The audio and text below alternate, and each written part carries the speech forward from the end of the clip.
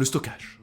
Le stockage, c'est un point non négligeable, surtout à une époque où les jeux comme ça, parfois, peuvent dépasser même les 100 gigas de données, même s'il faudra bien vérifier sur la next-gen si le fait d'avoir des SSD va supprimer peut-être la duplication de données, et donc peut-être rediminuer un peu, mais à la fois dans le même temps, les textures 4K prennent plus de place. Enfin, bref, il faudra voir exactement. Eh bien, si vous vouliez ajouter du stockage à votre Xbox Series X ou S, ça va être possible de plein de manières différentes, dont, vous savez, une espèce de truc qui ressemble à une carte mémoire. C'est une extension en fait de mémoire en SSD, et il y a eu un partenariat qui a été fait avec Seagate. On attendait les prix. Eh bien, les voici. Alors, aux États-Unis, ça va coûter 220 $, voilà, pour cette petite carte d'extension.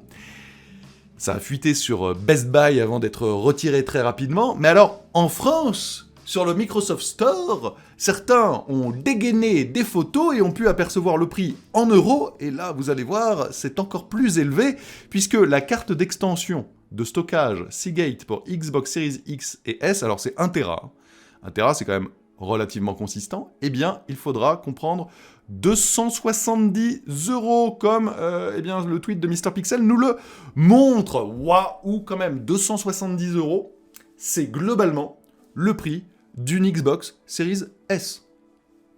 Une carte mémoire, une console entière. Waouh, c'est quand même pas mal.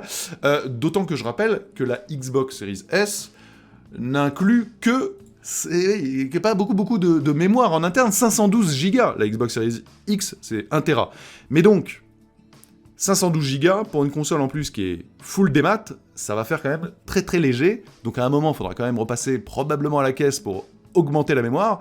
Et bien là, si on rajoute quasiment 2 fois le prix, bah forcément la Xbox Series X devient beaucoup plus intéressante en termes de rapport qualité-prix. Pour mémoire, tout de même, on peut connecter en USB 3.1 d'autres disques durs ou SSD, mais forcément, ce ne sera pas exactement du coup les mêmes performances que les SSD propriétaires pensés pour la Xbox Series X et S, mais enfin en tout cas par Microsoft. Je rappelle qu'il en sera de même aussi sur PS5, où on pourra, mais il faudra que certains SSD soient validés par Sony, en intégrer. Comment ça va se passer d'ailleurs ? On n'a pas vu, parce que derrière, il n'y a pas l'air d'avoir de baie, ce qu'il faudra prendre un tournevis. Là, c'est juste plug and play. C'est pour ça que ça rappelle un peu les cartes mémoire, parce que c'est petit, c'est léger, et ça s'en fiche comme ça. À suivre, mais en tout cas, vous voyez, la mémoire, ça coûte cher. Ça coûte très très cher.